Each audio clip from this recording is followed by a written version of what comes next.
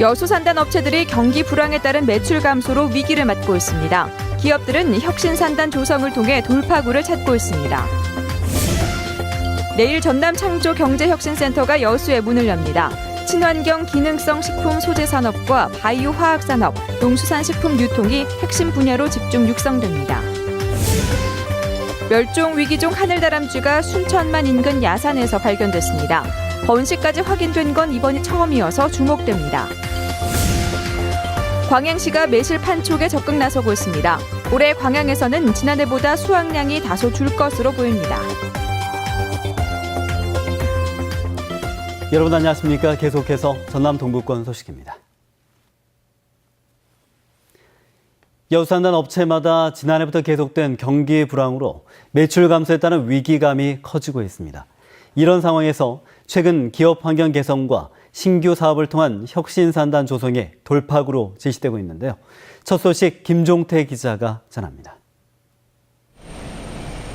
국내 최대 석유화학 산단인 여수산업단지. 산단 입주기업 상당수가 연차 보수 기간에 맞춰 공장 가동을 멈췄습니다. 명목상 정기 보수라고는 하지만 지난해부터 계속된 경기 침체로 매출 감소세가 지속되자 가동을 잠시 멈추는 것이 오히려 수지 타산을 맞출 수 있다는 궁여지책으로 여겨지고 있습니다. 상승세인 국제유가도 지난해 이후 하락폭이 큰 데다 주요 수출국이던 중국의 석유화학 자금률이 높아진 것도 석유화학 업체의 경영을 어렵게 하고 있습니다. 올해 상반기 여수산단 생산액은 지난해와 비교해 30%나 줄었습니다. 전년 동월에 비해서 생산액은 30%, 수출은 25% 감소하였습니다. 그 주된 원인은 세계 경기 회복 기전에 따른 수요 감소와 국제 유가 하락에 따른 석유화학 제품 단가 하락에 있다고 볼 수 있습니다. 여수산단이 최근 정부가 추진하고 있는 혁신산단으로 지정되면서 새로운 변화를 꾀하고 있습니다. 부가가치가 높은 사업 추진을 위한 연구센터 건립과 산학협력지원센터가 들어섭니다. 또한 노후된 생산시설의 정비는 물론 근로자들의 근무 환경도 대폭 개선됩니다. 이런 사업에는 오는 2025년까지 모두 3,500억 원이 들어갑니다. 혁신산단을 통해서 이런 기반 시설도 좀 정비를 하고 그럼으로써 어떤 기업의 경쟁력도 강화를 하고 이 사업이 예정대로 추진된다면은 우리 지금 현재 좀 경기 어려운 우리 여수산단에 좀 획기적인 어떤 발전의 기회가 될 수 있을. 대내적인 여건 변화에 따라 불황의 그늘이 길어지고 있는 여수산단 석유화학업계. 산단 경쟁력을 회복하기 위한 혁신산단 조성이 새로운 돌파구가 될지 업체와 지역의 관심이 높아지고 있습니다. MBC 뉴스 김종태입니다. 박근혜 정부의 핵심 경제 모토인 전남창조경제혁신센터가 내일 문을 열고 공식적인 업무에 들어갑니다.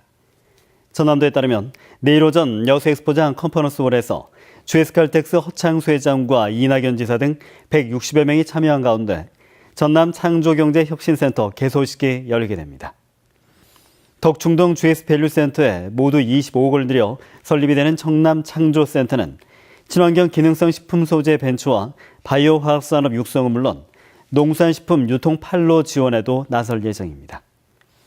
한편 창조경제혁신센터로는 전국에서 12번째로 문을 열게 된 전남센터는 여수산단과 광양제철소 관련 중소기업과 예비 창업자들이 주로 이용하게 됩니다. 여수시가 지역의 현안 사업 추진을 위해 1,900억 원에 이르는 내년도 국비 확보에 나섰습니다. 주철현 여수시장은 오늘 해수부와 국토부 등을 방문해 내년까지 해결해야 할 지역 현안 사업을 설명하고 국비 지원과 협조를 당부했습니다. 이번에 요청한 국비는 청소년 해양교육원 건립과 웅천 마리나 항만 개발 사업, 또 여수고흥 연륙 연도교 가설 등 12건의 1,900여 원 규모입니다.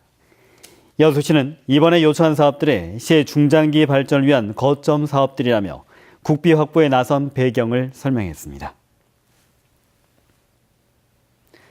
멸종위기종으로 국내에선 좀처럼 보기 어려운 하늘다람쥐가 순천만 야산에서 발견됐습니다. 천연기념물 보호종인데요. 번식까지 확인된 건 이번이 처음입니다. 박민주 기자입니다. 순천만 인근의 한 야산.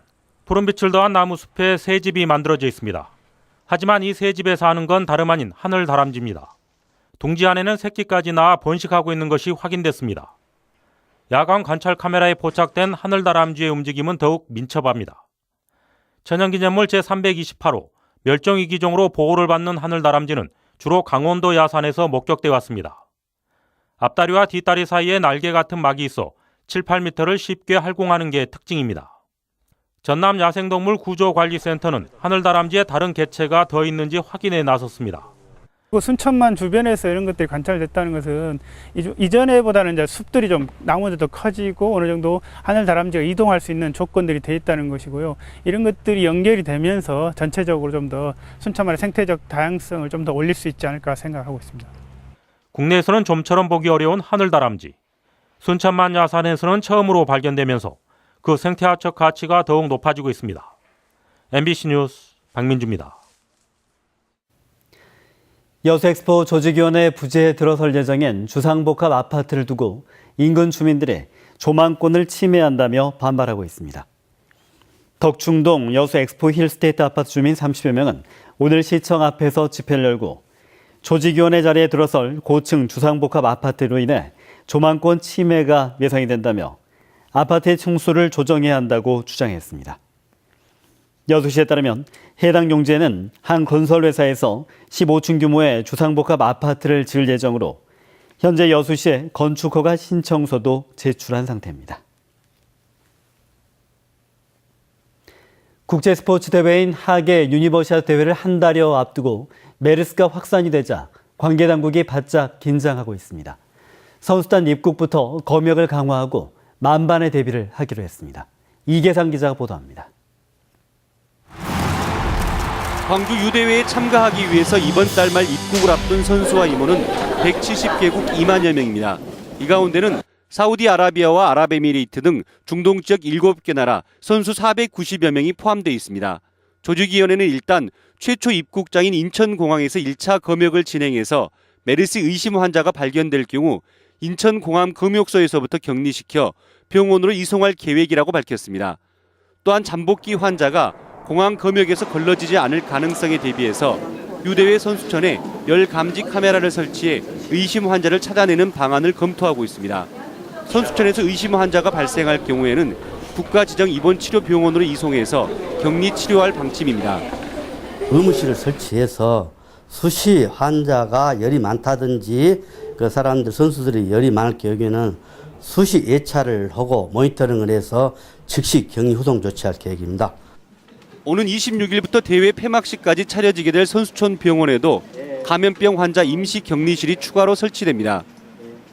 그러나 국내 의심 환자나 잠복 환자 등이 광주공항이나 KTX 광주 송정역, 터미널 등으로 유입될 가능성에 대해서는 아직 근본적인 대책이 마련되지 못했다는 지적이 나오고 있습니다. MBC 뉴스 이계상입니다.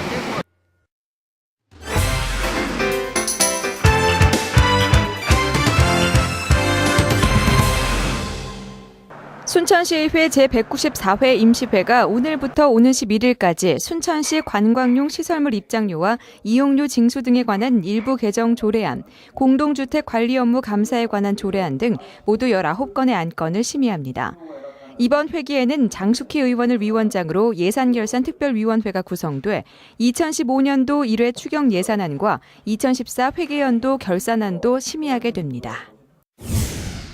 광양시 공무원들이 지난 4월 네팔 카트만두에서 발생한 지진으로 피해를 입은 이재민을 돕기 위해 오는 5일까지 모금 활동을 벌여 전남 사회복지 공동 모금회를 통해 네팔의 피해 지역에 성금을 전달하기로 했습니다. 광양시는 또 모든 시민들이 모금 활동에 자율적으로 참여할 수 있도록 홍보 활동을 전개하고 있습니다. 전남 드래곤즈가 프로축구 구단으로는 처음으로 어린이들에게 홈구장을 개방합니다. 전남 드래곤즈는 원생 8천여 명 규모의 광양시 어린이집 연합회와 협약을 체결하고 앞으로 심판실과 라커룸 등 경기장 시설을 어린이들에게 개방하는 한편 경기장 입장 시 선수 에스코트 기회를 우선 제공하고 선수들과 축구를 함께하는 견학 프로그램도 운영할 예정입니다. 가수 수아진이 지난 3월부터 매주 금토일 순천만 정원에서 재능기부 공연을 펼쳐 모금한 성금 1,000만 원을 불우이웃 돕기에 써달라며 순천시에 기탁했습니다. 수아진은 봉사에 관심이 많은 여러 지인들과 수아진 사랑 더하기 법인을 만들어 전국에서 재능 기부를 통한 거리 모금 수익금을 그 지역에 기부하고 있으며 나눔을 지속적으로 실천하고 있습니다. GS칼텍스 주최로 오늘부터 이틀간 여수 예울마루에서 마음톡톡 캠프가 열려 심리 정서 문제로 어려움을 겪고 있는 55명의 초등학생이 음악과 미술을 통해 다양한 심리치유 프로그램에 참여했습니다. 지난 2013년부터 해마다 열리고 있는 마음톡톡 캠프는 국내 유일의 어린이 심리치유 전문 캠프로 지금까지 여수 지역 어린이만 300명 가까이 참여해 학교 생활에 적응력을 키우는 좋은 기회를 제공했다는 평가를 받고 있습니다.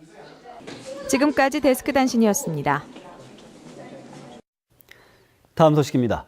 광양시가 지역의 대표 특산품인 매실 판촉 활동에 적극 나서고 있습니다.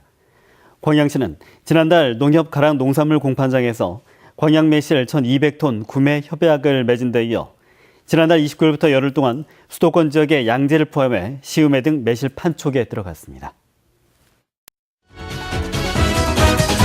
스포츠였습니다.